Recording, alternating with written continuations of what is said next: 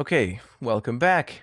Now we will be looking at Plato, who is the student of Socrates, who got executed for corrupting the youth with his logic, I guess, because he was making people think too much. I believe that's why he got executed. This is going to be a bit of an important information for later. So, for Plato, epistemology is the account of what knowledge is. He claims that knowledge gained strictly through the senses is merely opinion, or, as he calls it, doxa. Whereas real truth must be gained through philosophical reasoning. He acknowledges that most people can think and speak without any awareness of higher realm of truth, which is what the allegory of the cave attempts to explain. I'm sure most of us know what the allegory of the cave is for the most part. It's a bunch of prisoners that have been lined up since birth, just chained to the back of a cave, and they've been just watching shadows controlled by puppeteers, illuminated by a campfire, thinking as if that's the real world. So these guys think these puppets are the real world. Can you believe it? That's hilarious. They've been conditioned to believe that that is their entire reality. Whatever that puppet show is showing is their entire reality. Of course, it's nothing like our current lives because we've never hopped on a social media trend, or we've never tried to or started to say 6, 7 because the internet told us to. No, we're not being puppeteered. And I think you guys can see some of the irony in that. Now, let's see what the actual text says.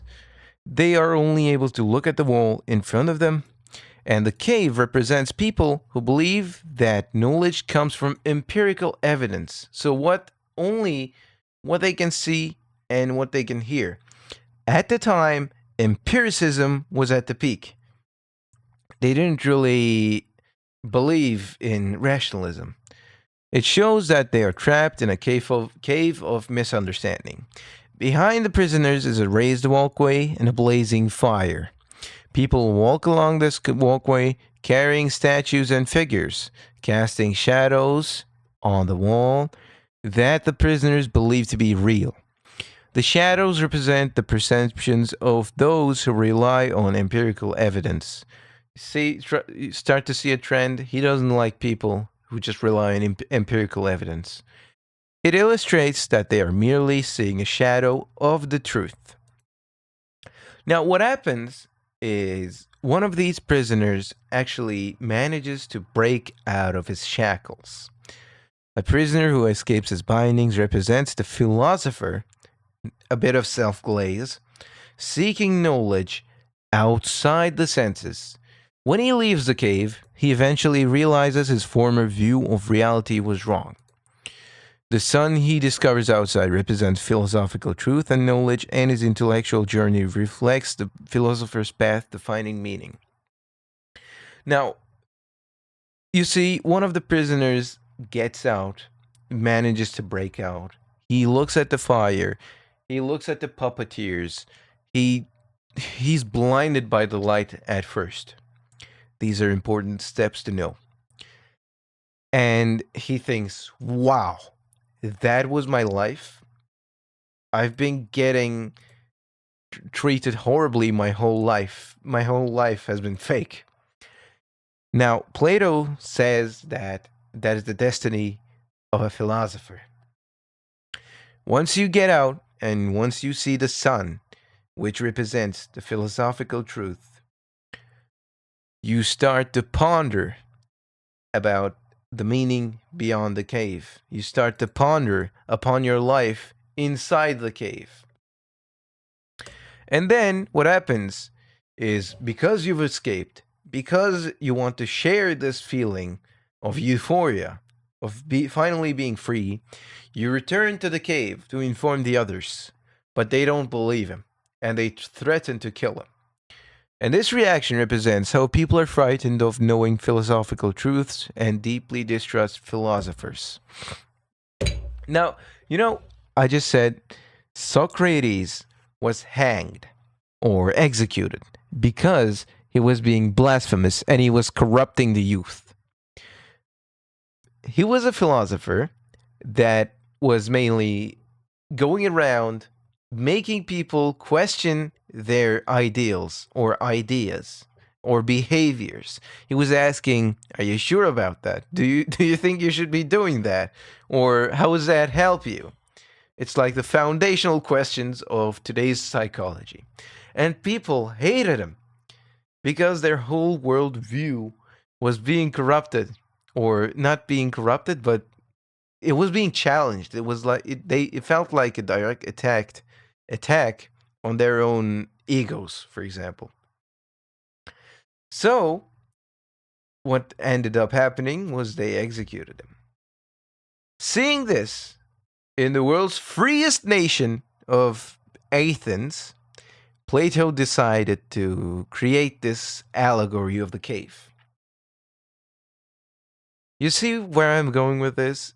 It's directly in protest of the events that happened beforehand. This is not just anything. And even today, we can see this happening. Propaganda machines just pumping propaganda through your brain every day, every night, anytime you open social media. Even if you're just looking at memes, CIA has just revealed documents that say mimetic propaganda using memes.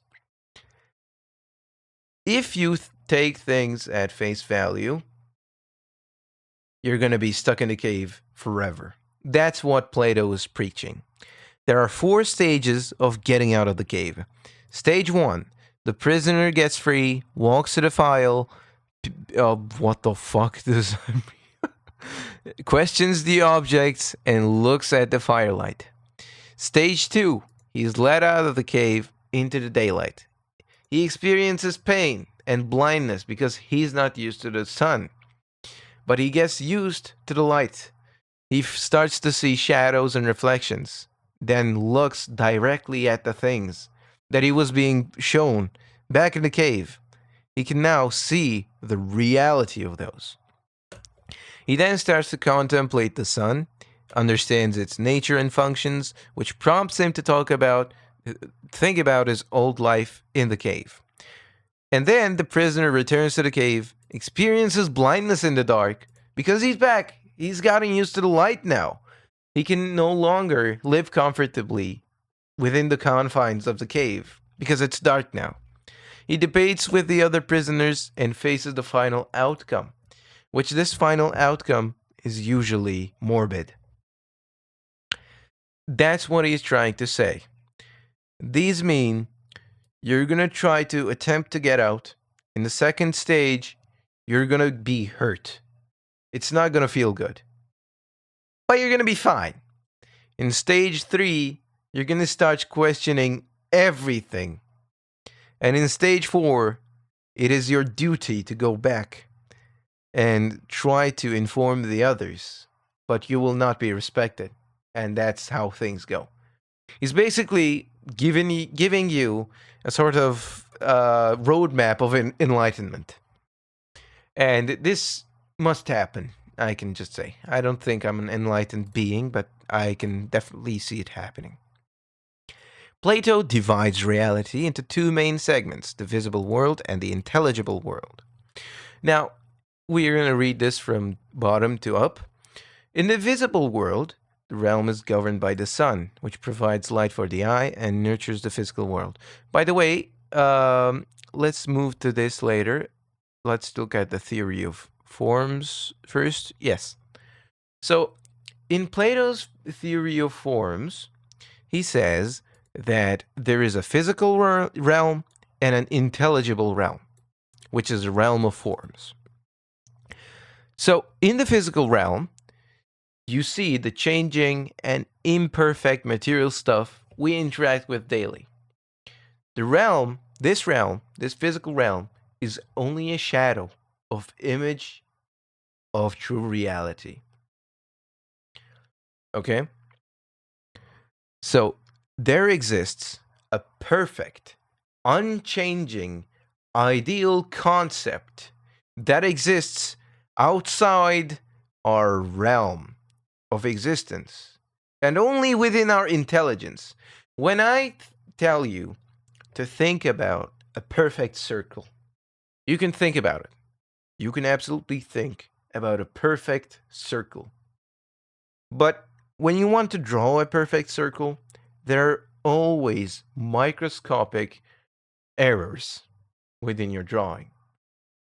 That's what it means when it says the physical realm is not perfect and it's constantly changing. Plato argues that these forms are more real than individual physical objects because he keeps referring to them as being the real stuff and the physical realm stuff as merely shadows or images of the things. We can see this in his divided line. When we look at the visible world, it's enlightened by the sun. And it yields doxa, which is opinion. So it's not reality, it's only your opinion. An opinion of the reality itself. Okay? It's a bit easy to grasp. In the first layer, there are images or shadows grasped by the state of mind known as mere imaging. So, what is this? This is the image of a thing, the image of the real thing. For example, you're looking at a picture of your friend. That's not your real friend, but merely an image of him. But you can still see that that's your friend. Then comes the visible things. And this is grasped by the state of mind known as pistis, which is common sense belief. And this is your friend. But he is visible, but he is still only an opinion. When we go to the intelligible world, this realm is governed by the good, which gives truth to known things and grants the knower the power to know. That's a handful of a sentence.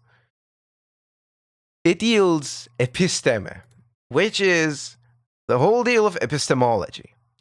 It is subdivided into mathematical objects and the ideas or forms, the thing we just talked about. So the mathematical objects are discursive reasoning, scientific investigation from hypotheses grasped by dianoia. I don't think you need to know these. I actually don't think you need to know any of this besides from the theory of forms. So mathematical objects, as we said, we can think about them, we can grasp them. Perfect circle, you can know it. But the ideas or forms, they are topped by the good, the best, the top, peak. It's grasped by noesis, which is direct intuition or understanding without the use of image. So essentially, what Plato is preaching is stop looking at the visible world and think about the actual forms of things. Think about what everything should be. It's good.